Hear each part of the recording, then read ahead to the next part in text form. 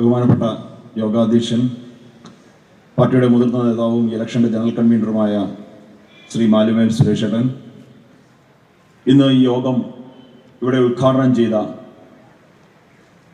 മുൻ കേന്ദ്ര ആരോഗ്യ സഹമന്ത്രി ഡോക്ടർ ഭാരതി പവാർജി, മാഡത്തെ പറ്റി പറയുമ്പോൾ നമ്മൾ ഓർക്കേണ്ട ഒരു കാലഘട്ടം, നമ്മുടെ രാജ്യം അല്ലെങ്കിൽ ഈ ലോകം ഏറ്റവും കൂടുതൽ വെല്ലുവിളി നേരിട്ട ഒരു സമയമായിരുന്നു കോവിഡ് കാലഘട്ടം.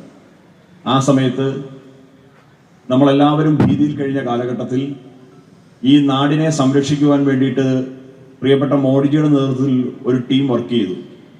അന്ന് ആ ടീമിന്റെ ഭാഗമായി നമ്മുടെ സംസ്ഥാനത്തുൾപ്പെടെ 24x7 ജോലി ചെയ്ത കേന്ദ്ര ആരോഗ്യ മന്ത്രിയാണ് ശ്രീമതി ഡോക്ടർ ഭാരതി പവാർ.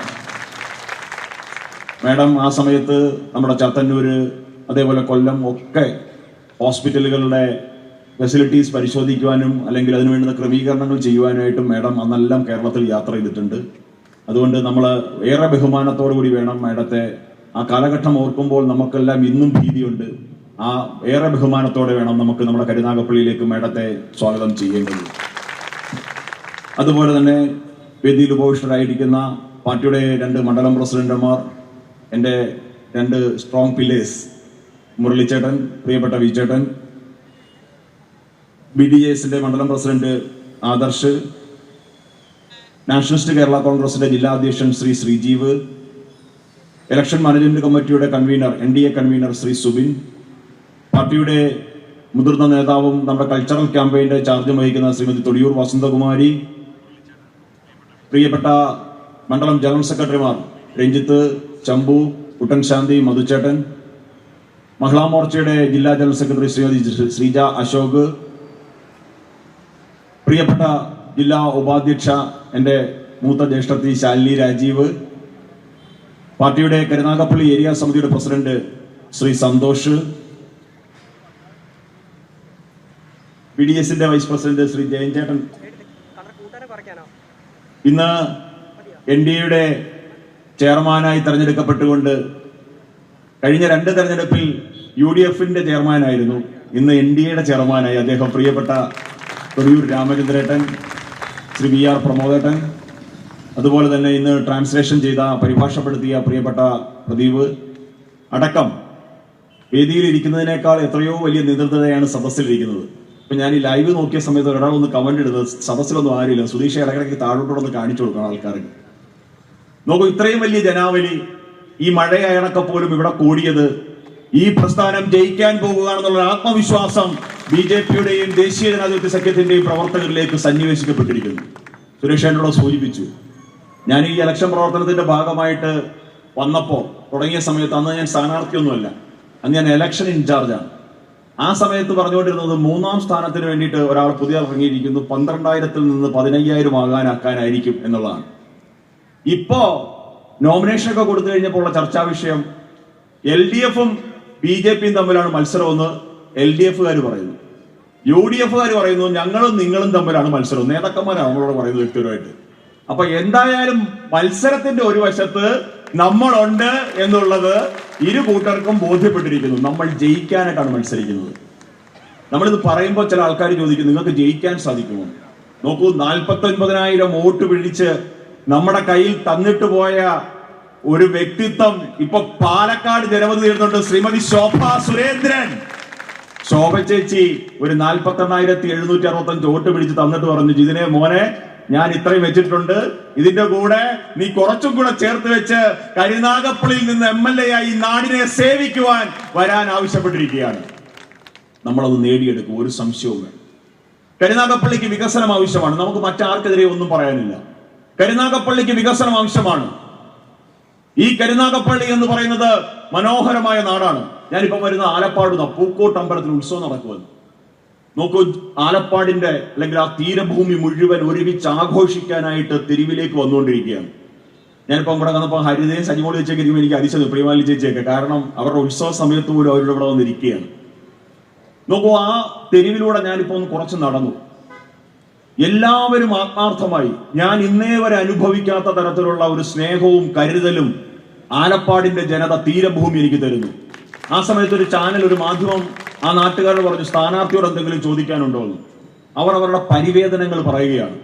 ഇന്ന് രാവിലെ ഞാൻ ക്ലാപ്പനയില് സുനാമി കോളനി എന്ന് ഓമന പേരിട്ട് വിളിക്കുന്ന ഒരു സ്ഥലത്ത് പോയി, ഒരു വീട്ടിൽ പോയി. ഗീതുവിന്റെയും നീതുവിന്റെയും വീട്. ഗീതുവും നീതുവും നമുക്കൊപ്പം ഇല്ല. 2004 സുനാമിയില് ആ 2 പെൺകുഞ്ഞുങ്ങൾ 16ഉം 13ഉം വയസ്സുള്ള സമയത്ത് ജീവൻ നഷ്ടപ്പെട്ടു പോയവരാ. കടലമ്മ കൊണ്ടുപോയതാ. സുനാമിയുടെ ആ രാക്ഷസ സ്ഥിരകളിൽപ്പെട്ട് ആ കുഞ്ഞുങ്ങൾക്ക് ജീവൻ നഷ്ടപ്പെട്ട ആ 2 കുഞ്ഞുങ്ങളുടെയും അച്ഛനും അമ്മയും ഇന്ന് ക്ലാപ്പനയിലെ ആ കൊച്ചു വീട്ടിലുണ്ട്. നോക്കൂ, ആരൊക്കെയോ വെച്ചു കൊടുത്ത വീടുകൾ, പക്ഷേ കാലാനുസൃതമായിട്ടുണ്ടായ പഴക്കത്തിനനുസരിച്ച് മെയിൻ്റനൻസ് ചെയ്യാതെ ഇടിഞ്ഞു വീഴാറായി നിൽക്കുന്നു. ഇന്നും ആ 2 ഓമന കുഞ്ഞുങ്ങളുടെ പടം, ഛായാചിത്രം നമുക്ക് അവിടെ കാണാം. ഇങ്ങനെയുള്ള വീടുകൾ നമ്മുടെ മണ്ഡലത്തിൽ ഒട്ടേറെ ഉണ്ട്. കഴിഞ്ഞ ദിവസം കല്ലേലി ഭാഗത്ത് പോയി. അവിടെ ചെന്ന സമയത്ത് ഞാൻ ഈ കോളനി എന്ന് പറയുന്ന വാക്ക് ഉച്ചരിക്കാൻ ഞാൻ ആഗ്രഹിക്കുന്ന ആളല്ല. ഞാൻ കഴിഞ്ഞ 10 വർഷമായിട്ട് എന്റെ പൊതുപ്രവർത്തനത്തിൽ ചെയ്ത് പറയാം, അങ്ങനെ കോളനി എന്നൊന്നും പറഞ്ഞ ആരെയും അങ്ങനെ പറയാൻ പാടില്ല. ഒരു സ്ഥലത്ത് ചെന്ന സമയത്ത് ഒരമ്മയുടെ വീട് ഇവിടെ പിള്ളച്ചേച്ചിക്ക് ഇരിപ്പുണ്ട്. നോക്കൂ, ഇടിഞ്ഞു വീടാറായി നിൽക്കുകയാണ് വീട്. അതിന് വാതിലില്ല വീടിന്. കഴിഞ്ഞ 5 വർഷമായിട്ട് ഇവിടുത്തെ അദ്ദേഹം MLA ആയിട്ട് തെരഞ്ഞെടുക്കുന്നതിന് മുമ്പ് ഇലക്ഷൻ പ്രചാരണത്തിന്റെ ഭാഗത്ത് അടച്ചപ്പോൾ പറഞ്ഞു, അമ്മ വിഷമിക്കണ്ട, ഞാൻ കയറി കഴിഞ്ഞാൽ ഇപ്പൊ ശരിയാക്കി തരാന്ന്. പിണറായി വിജയൻ ഇപ്പൊ ശരിയാക്കി. 3 തവണ ആ അമ്മ MLA തേടിപ്പോയി. ഇന്നും ആ വീടിന് വാതിലില്ല. ഭക്ഷണം പാചകം ചെയ്തു കഴിഞ്ഞാല് ആ അമ്മ ഒരു 4-5 കെട്ട് ഇതിന്റെ മണ്ടയ്ക്ക് ഇതെടുത്ത് വെച്ചിട്ട് പാചകം ചെയ്ത ഭക്ഷണം എടുത്ത് വെച്ചിട്ട് അതിന്റെ മണ്ടയ്ക്ക് കല്ലടിക്ക് വെച്ചേക്കുക. അപ്പൊ എന്തിനാ അമ്മ ഇതെന്ന് ചോദിച്ചപ്പോൾ പറഞ്ഞു, മക്കളെ പൂച്ചയുടെ ശല്യം, കാരണം വാതിലില്ല, പട്ടി പൂച്ച ഇതെല്ലാം വന്ന് കയറിപ്പോവും, അതുകൊണ്ട് തട്ടിക്കളയും, അല്ലെങ്കിൽ തട്ടിയിട്ടെടുത്ത് എടുത്ത് കഴിച്ചിട്ട് പോകും, ഞാൻ പിന്നെ പട്ടിണിയാവും. ആകെയുള്ള ആശ്രയം പ്രധാനമന്ത്രി ഗരീബ് കല്യാൺ യോജനയിൽ കിട്ടുന്ന സൗജന്യ അരി മാത്രം ഇരിപ്പുണ്ട് ക്ഷമിയായിട്ട്. ഇതാണ് സാഹചര്യം. ഇവിടെയാണ് ഇവർ പറയുന്നത് ഞങ്ങൾ വികസനം കൊണ്ടുവന്നു എന്നുള്ളത്. ഈ ആലപ്പാടിന്റെ തീരഭൂമിയും ക്ലാപ്പനയും ഓച്ചിറയും തഴവയും പാവുമ്പയും കല്ലേലി ഭാഗവും തൊടിയൂരും കരുനാഗപ്പള്ളിയും കോഴിക്കോടും കുലശേഖരപുരവും ആദിനാടും, ഏത് നാട് പരിശോധിച്ചാലും അവിടെയെല്ലാം വികസന മുരടിപ്പിന്റെ കഥകളാണ് നമുക്ക് കേൾക്കാനുള്ളത്. എത്ര കാലമായി പറയുന്നു തീരഭൂമിയിലൂടെ പുലിമുട്ടോടുകൂടിയ സീവാൾ പണിയുമെന്ന്, കടൽ ഭിത്തി തീർക്കുമെന്ന്, സാധിച്ചോ? എത്ര നാളായി നിങ്ങൾ പറയുന്നു ആലപ്പാട്ട് ഉപ്പുവെള്ളം ശുദ്ധീകരിച്ച് കുടിവെള്ളം ഉണ്ടാക്കുമെന്ന്, സാധിച്ചോ? എത്ര കാലമായി നിങ്ങൾ പറയുന്നു അവിടുത്തെ വെള്ളക്കെട്ട് ഒഴിവാക്കാൻ ഓട നിർമ്മിക്കുമെന്ന്, സാധിച്ചോ? എത്ര കാലമായി നിങ്ങൾ പറയുന്നു വെള്ളനാതുരത്ത് അഴീക്കൽ ബീച്ചുകളെ നവീകരിച്ച് എല്ലാവിധ സൗകര്യങ്ങളും ഒരുക്കുമെന്ന്, സാധിച്ചോ? എത്ര നാളായി നിങ്ങൾ പറയുന്നു പബ്ലിക് ടോയ്ലറ്റുകൾ സ്ഥാപിക്കുമെന്ന്, സാധിച്ചോ? എത്ര നാളായി നിങ്ങൾ പറയുന്നു ക്ലാപ്പനയിലെ ഉപ്പുവെള്ളം കയറി വീടുകൾ നശിക്കുന്ന സാഹചര്യത്തിൽ സംരക്ഷിക്കുവാൻ അവിടെ ഭിത്തി തീർക്കുമെന്ന്, സാധിച്ചോ? എത്ര നാളായി നിങ്ങൾ പറയുന്നു ഓച്ചിറയെ കൽപ്പാത്തി മാതൃകയിൽ വികസിപ്പിച്ച് ടൗൺഷിപ്പ് ആക്കുമെന്ന്, സാധിച്ചോ? എത്ര നാളായി നിങ്ങൾ പറയുന്നു തഴവയിൽ നിന്ന് പോകാൻ പോകുന്ന ആ ഗവൺമെന്റ് കോളേജിന് കെട്ടിടം നിർമ്മിക്കുമെന്ന്, സാധിച്ചോ? എത്ര കാലമായി നിങ്ങൾ പറയുന്നു കാട്ടിൽക്കടവ് പാലം നിർമ്മിക്കുമെന്ന്, സാധിച്ചോ? എത്ര കാലമായി നിങ്ങൾ പറയുന്നു ഇവിടുത്തെ റെയിൽവേ ഓവർബ്രിഡ്ജുകളുടെ പണി പൂർത്തീകരിക്കുമെന്ന്, സാധിച്ചോ? എത്ര കാലമായി നിങ്ങൾ പറയുന്നു തൊടിയൂരെ കുടിവെള്ള പ്രശ്നത്തിന് പരിഹാരം കാണുമെന്ന്, സാധിച്ചോ?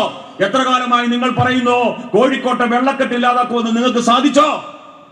പ്രിയമുള്ളവരെ, നാം ജനങ്ങളോട് ചോദിക്കുന്ന ചോദ്യങ്ങൾ ഇതൊക്കെയാണ്. കരുനാഗപ്പള്ളി പറയാൻ തയ്യാറാകണം. സൗഹൃദം വേണം, സഹതാപം വേണം, മനുഷ്യസ്നേഹം വേണം. പക്ഷേ ഇതിനുമെല്ലാം ഉപരിയാണ് വികസനം, വികസനം, വികസനം എന്ന് ഇന്ന് കരുനാഗപ്പള്ളിയിലെ ജനങ്ങൾ ചിന്തിച്ചു തുടങ്ങിയിരിക്കുന്നു. നമുക്ക് യാഥാർത്ഥ്യമാക്കണം നമ്മുടെ വികസിത കരുനാഗപ്പള്ളിയെ.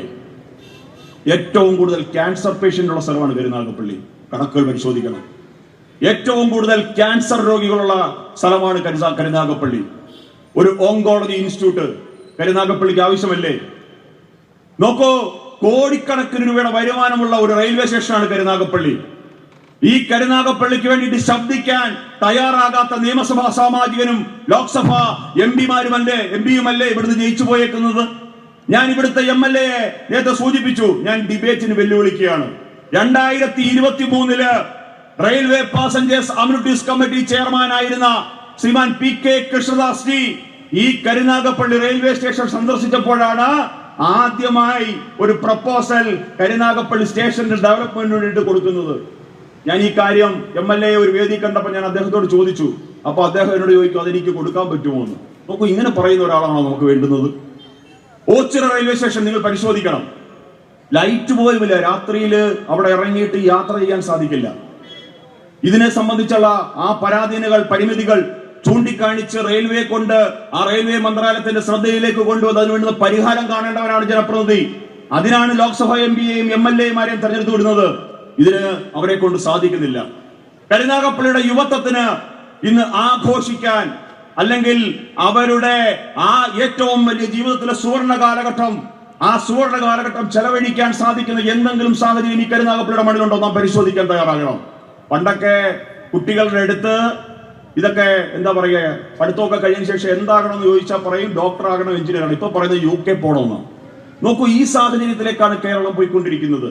6 ലക്ഷം കോടി രൂപയ്ക്ക് മുകളിൽ കടഭാരം പേറുന്ന ഒരു സംസ്ഥാനമായിട്ട് നമ്മുടെ സംസ്ഥാനം മാറിയിരിക്കുന്നു.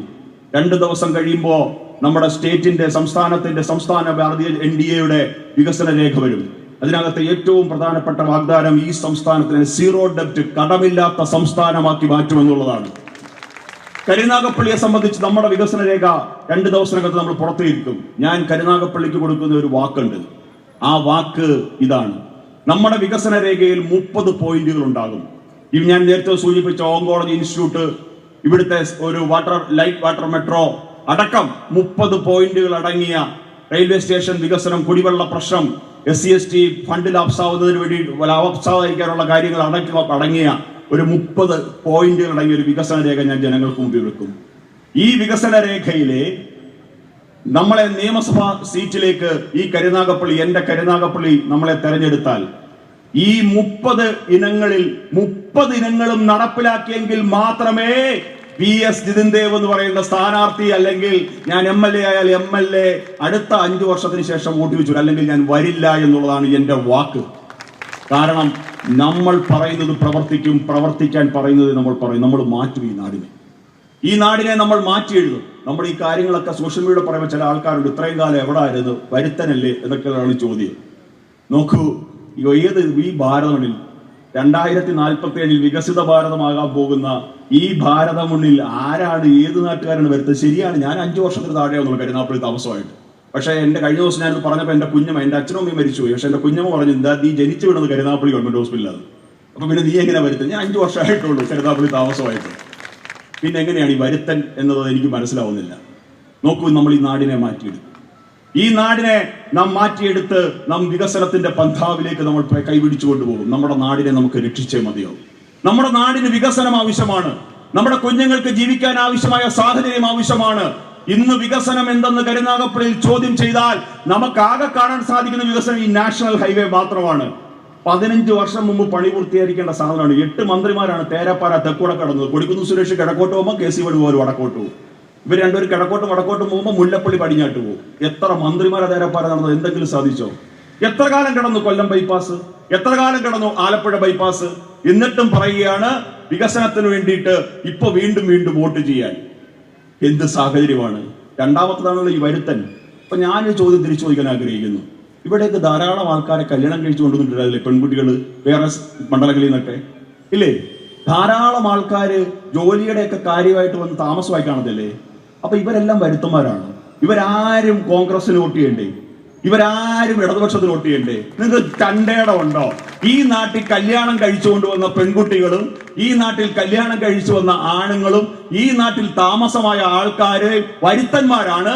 ഒരു വരുത്തനും കോൺഗ്രസിന് വോട്ട് ചെയ്യണ്ട എന്ന് പറയാനുള്ള തന്റേടം ഉണ്ടോ? ആ തന്റേടം നിങ്ങൾ കാണിക്കുക. രണ്ടാമതൊരു കാര്യമുണ്ട്.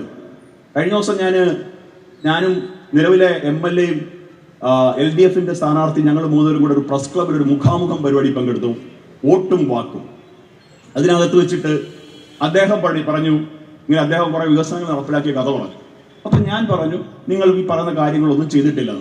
അപ്പൊ അദ്ദേഹം എന്നോട് തിരിച്ചു പറഞ്ഞു, ഇവിടേക്ക് PS ജിതേന്ദ്രൻ എന്ന് പറയുന്ന BJP-യുടെ സ്ഥാനാർത്ഥി ഇവിടെ ലാൻഡ് ചെയ്തത് ഓച്ചിറയിൽ പില്ലർ ഹൈവേ കൊടുക്കാം എന്ന് പറഞ്ഞുകൊണ്ടാണ്. ഇപ്പൊ പില്ലർ ഹൈവേ വന്നില്ല, ഹൈവേ പണിഞ്ഞ് മേശിരിമാരെല്ലാം തിരിച്ചുപോയി എന്നുള്ളതാണ്. അതാണ് ഇപ്പൊ ട്രോളായിട്ടിട്ടേക്ക്. ഞാൻ അതിന് മറുപടി കഴിഞ്ഞ ദിവസം പറഞ്ഞിട്ടുണ്ട്. പക്ഷെ എന്നാലും പൊതുവേദിയിൽ പറയേണ്ടുന്നത് ഒരു ആവശ്യകത എനിക്ക് തോന്നുന്നു. നോക്കൂ, BJP-യുടെ മുമ്പിലേക്ക് ഈ പില്ലർ ഹൈവേ എന്ന് പറയുന്ന ആവശ്യവുമായിട്ട് അന്നത്തെ അതിന്റെ പില്ലർ ഹൈവേ ആക്ഷൻ കൗൺസിലിന്റെ ചെയർമാൻ ശ്രീ മെഹർ ഖാൻ വരുന്നത്, ഞാനുകൊണ്ട് എന്റെ സഹപ്രവർത്തകൻ ഗിരീഷോട് ഞങ്ങളെ കാണണം എന്നാവശ്യപ്പെട്ട് ഒരു രാത്രിയിൽ അദ്ദേഹം ഞങ്ങളെ കാണാൻ വരികയാണ്. അദ്ദേഹം വളരെ വൈകിയാണെങ്കിൽ പോലും ഞങ്ങൾക്ക് മുമ്പിൽ ആവശ്യം വെച്ച സമയത്ത് ഞങ്ങൾ നേരെ ഇത് പാർട്ടിയുടെ സംസ്ഥാന അധ്യക്ഷന്റെ മുമ്പിൽ എത്തിച്ചു. നോക്കൂ, ആ വിഷയത്തിലേക്ക് അദ്ദേഹത്തിന്റെ ശ്രദ്ധയിലേക്ക് കൊണ്ടുവന്നപ്പോൾ അദ്ദേഹം കൊല്ലത്ത് വെച്ചാണ് കൊണ്ടുവരുന്നത്. കൊല്ലത്ത് നിന്ന് അദ്ദേഹം പറഞ്ഞു, പിറ്റേന്ന് ഇതൊരു സീരിയസ് പ്രശ്നമാണല്ലോ, ഞാൻ നേരെ ഓച്ചിറയ്ക്ക് വരാം. പിറ്റേന്ന് രാവിലെ അദ്ദേഹം ഓച്ചിറയ്ക്ക് വന്നു. അവരെ നല്ല കൃത്യമായിട്ട് അതിന്റെ സ്കെച്ചും കാര്യങ്ങളും സമർപ്പിച്ചു. അദ്ദേഹം അതുമായിട്ട് ഡൽഹിയിൽ പോയതിനു ശേഷം കേന്ദ്ര ഉപരിതല ഗതാഗത വകുപ്പ് മന്ത്രി ശ്രീ നിതിൻ ഗഡ്കരിജിയെ കണ്ടതിന് ശേഷം അദ്ദേഹത്തിന്റെ ഭാഗത്തു നിന്ന് ഒരു ഉറപ്പ് കിട്ടി. ആ ഉറപ്പ് ഓച്ചിറയിൽ പില്ലർ ഹൈവേ പണിയും എന്നുള്ളത് തന്നെയാണ് ആ ഉറപ്പ്. അതിന്റെ ഓർഡർ പുറത്തേക്ക് വരേണ്ടതുണ്ട്. പക്ഷെ അവിടെ പണിയാൻ ഒരു എന്താ പറയാ, ചില കോൺട്രാക്ടർമാർക്ക് ചില അസുഖങ്ങളുണ്ടല്ലോ, കിരിയിരിപ്പ്. ഇപ്പൊ നമ്മളൊരു സോഷ്യൽ മീഡിയ ഇതിനു വേണ്ടിയിട്ട് ഒരു വീഡിയോ തയ്യാറാക്കി ഇവിടുത്തെ ARO എന്ന് പറഞ്ഞൊരു മഹാനെ കൊണ്ട് കൊടുത്തപ്പോൾ അയാൾക്ക് ചില കിരിയിരിപ്പുണ്ട്. BJPയുടെ സാധനം അയാൾ സെൻസർ ചെയ്യത്തില്ല. ഇതേപോലെ ചില കിരിയിരിപ്പുണ്ട് ചില ആൾക്കാർക്ക്. ആ കിരിയിരിപ്പ് നമ്മളങ്ങ് തീർത്തു എന്ന് പറഞ്ഞതുപോലെ ഓച്ചിറ പില്ലർ ഹൈവേ വരിക തന്നെ ചെയ്യും ബഹുമാനപ്പെട്ട MLA ശ്രീ CR മഹേഷ് എന്ന് പറയാൻ ഞാൻ അങ്ങയെ ഓർമ്മിപ്പിക്കാൻ ഞാൻ ആഗ്രഹിക്കുകയാണ്. BJP പറയുന്നതൊക്കെ ഞങ്ങൾ സാധിക്കും, ഒരു സംശയവും നിങ്ങൾക്ക് വേണ്ട. ഇപ്പൊ ആഘോഷമാണ്. ഇപ്പൊ കോൺഗ്രസ്സുകാര് ഓച്ചിറ അപ്പൂപ്പന്റെ നടയിൽ പോയിട്ട് പ്രാർത്ഥിക്കുന്നത്, ദൈവമേ പില്ലർ ഹൈവേ വരല്ലേ വരല്ലേ എന്ന്. നാട്ടുകാരുടെ വേദനയിലും സന്തോഷം കാണുകയാണ് റീലിട്ട്. റിയൽ രാഷ്ട്രീയമല്ല കരുനാഗപ്പള്ളിക്ക് വേണ്ടുന്നത്, റിയൽ രാഷ്ട്രീയമാണ് എന്ന് ഇന്ന് ജനങ്ങൾ പറഞ്ഞു തുടങ്ങിയിരിക്കുന്നു. പ്രിയമുള്ള, ഞാൻ ദീർഘിപ്പിക്കുന്നില്ല. നമുക്ക് നമ്മുടെ നാടിനെ രക്ഷിക്കണം, നമ്മുടെ നാടിന് വികസനം കൊണ്ടുവരണം, നമ്മുടെ നാടിന് മുന്നോട്ട് പോയേ മതിയാകൂ. നമ്മുടെ നാടിന് മുന്നോട്ട് പോകണമെങ്കിൽ നേരത്തെ മാഡം സൂചിപ്പിച്ചതുപോലെ അതിനൊരു വഴിയേ ഉള്ളൂ. അത് ഡബിൾ എഞ്ചിൻ പവറുള്ള നരേന്ദ്രമോദി സർക്കാരിന്റെ അകമഴിഞ്ഞ പിന്തുണയാണ്. നമ്മുടെ സംസ്ഥാന അധ്യക്ഷൻ നേമത്ത് ജനവിധി തേടുകയാണ്. നേരത്തെയൊക്കെ പറഞ്ഞുകൊണ്ടിരുന്നത് BJP 2 സീറ്റ് നേടും 3 സീറ്റ് ഇടും. ഇപ്പൊ പറഞ്ഞു തുടങ്ങി 18 വരെ എത്തിയപ്പോ. ഇന്ന് ഒരു സർവേ ഞാൻ കണ്ടു, അപ്പൊ 18 2 ദിവസം കഴിയുമ്പോൾ അത് 25 ആകും, 30 ആകും, 40 ആകും. ഞാൻ പറയാൻ ആഗ്രഹിക്കുന്നു, BJP സംസ്ഥാന അധ്യക്ഷൻ ശ്രീ രാജീവ് ചന്ദ്രശേഖറിന്റെ നേതൃത്വത്തിൽ അദ്ദേഹത്തിന്റെ കൈ പിടിച്ച് അദ്ദേഹത്തിന്റെ പുറകിൽ അടിനിരന്നുകൊണ്ട് 5മല്ല 10മല്ല 15മല്ല 20മല്ല 25മല്ല MLA-മാർ മാർച്ച് ചെയ്യുന്ന ആ മനോഹരമായ കാഴ്ചയുണ്ടല്ലോ, ആ കാഴ്ചയ്ക്ക് വേണ്ടിയിട്ട് പ്രിയമുള്ളവരെ, നമ്മുടെ സംസ്ഥാനം ഏപ്രിൽ മാസം 9-ാം തീയതി വോട്ട് രേഖപ്പെടുത്തുവാനായിട്ട് പോളിംഗ് ബൂത്തിലേക്ക് പോയിക്കൊണ്ടിരിക്കുകയാണ്. നമ്മുടെ നാടിനെ നമ്മൾ രക്ഷിക്കും. ഈ കരുനാഗപ്പള്ളിയെ വികസിത കരുനാഗപ്പള്ളിയാക്കി നമ്മൾ മാറ്റും. നമ്മുടെ നാടിന് മുന്നോട്ട് പോയേ മതിയാകൂ. കഷ്ടപ്പെടുന്നവൻ നമ്മുടെ പാവങ്ങളായിട്ടുള്ള ആൾക്കാർ. ഞാൻ ഇപ്പോ കശുവണ്ടി ഫാക്ടറികളിൽ പോയി, ഇന്ന് ദീർഘിപ്പിക്കുന്നില്ല. നോക്കൂ, ആ അമ്മമാരൊക്കെ ആകുലതയിലാണ്. ആ ഒരു അമ്മ എന്നോട് പറയാണ്, എന്റെ മോള് നന്നായിട്ട് പഠിക്കും, ഒരു MA-ക്ക് പഠിക്കുകയാണ് കുട്ടി, പക്ഷെ എന്റെ മോൾ എവിടെ ജോലി ചെയ്യും മോനെ? ഇതാണ് ചോദിക്കുന്ന ചോദ്യം. നമ്മുടെ കുഞ്ഞുങ്ങൾക്ക് ഈ നാട്ടിൽ ജീവിക്കണം. നമ്മുടെ കുഞ്ഞുങ്ങൾ സായിപ്പിന്റെ പിന്നാമ്പുറങ്ങളിലല്ല, സായിപ്പിന്റെ വീടുകളുടെയും ഓഫീസുകളുടെയും പിന്നാമ്പുറങ്ങളിലല്ല ജോലി ചെയ്യേണ്ടത്. അതുകൊണ്ട് നമുക്ക് നമ്മുടെ കരുനാഗപ്പള്ളിയിൽ നിന്ന് മാറാത്തതിനെ മാറ്റുവാനായിട്ടുള്ള പ്രതിജ്ഞയുമായി മുന്നോട്ട് പോകാമെന്ന് മാത്രം ഈ അവസരത്തിൽ ഞാൻ പറയാൻ ആഗ്രഹിക്കുകയാണ്. നാളെ നമ്മളെ സംബന്ധിച്ചൊരു പ്രധാനപ്പെട്ട ദിവസമാണ്. നാളെ കരുനാഗപ്പള്ളിയിലെ NDA നേതൃത്വം 1 ബൂത്തുകളിലേക്ക് പോവുക. നമ്മൾ വീടുകളിലേക്ക് പോകും. നാം ജനങ്ങളോട് അഭ്യർത്ഥിക്കാൻ പോവുകയാണ്, മാറാത്തത് മാറ്റാൻ, വോട്ട് രേഖപ്പെടുത്താൻ. നാളെ നമ്മളുടെ സ്ഥാനാർത്ഥി പര്യടനവും ആരംഭിക്കും. നോക്കൂ, നമ്മൾ ജനങ്ങളിലേക്ക് പോവുകയാണ്. ജനങ്ങളിലൂടെ നടന്ന് ജനങ്ങളുടെ വിഷയങ്ങൾ മനസ്സിലാക്കി ജനകീയ വിഷയങ്ങൾക്ക് പരിഹാരം തേടിക്കൊണ്ട് നാം ഈ നാടിനെ മാറ്റിയെടുക്കും. എല്ലാവരുടെയും മനസ്സിലുണ്ടാകേണ്ട ലക്ഷ്യം അല്ലെങ്കിൽ ആ സ്വപ്നം എന്ന് പറയുന്നത് മെയ് മാസം 4-ാം തീയതിയുടെ ആ പുലരിയാണ് സ്വപ്നം കാണേണ്ടുന്നത്.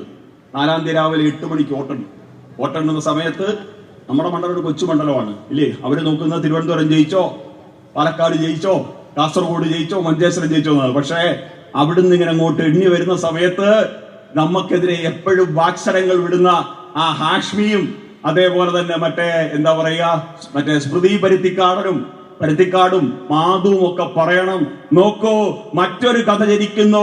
അത് കരുനാഗപ്പള്ളിയിൽ നിന്ന് NDA-യുടെ വിജയഗാഥയുടെ കഥ സ്ക്രീനിൽ മിന്നിത്തെളിയുന്ന സാഹചര്യത്തിലേക്ക് നമുക്ക് സ്വപ്നം കാണുവാൻ, അതിനു വേണ്ടിയിട്ട് പ്രവർത്തിക്കുവാൻ നിങ്ങൾ ഓരോരുത്തരും തയ്യാറാകണമെന്ന് മാത്രം അഭ്യർത്ഥിച്ചുകൊണ്ട് ഞാൻ എന്റെ വാക്കുകൾ അവസാനിപ്പിക്കുന്നു. ബോലോ ഭാരത് മാതാ കി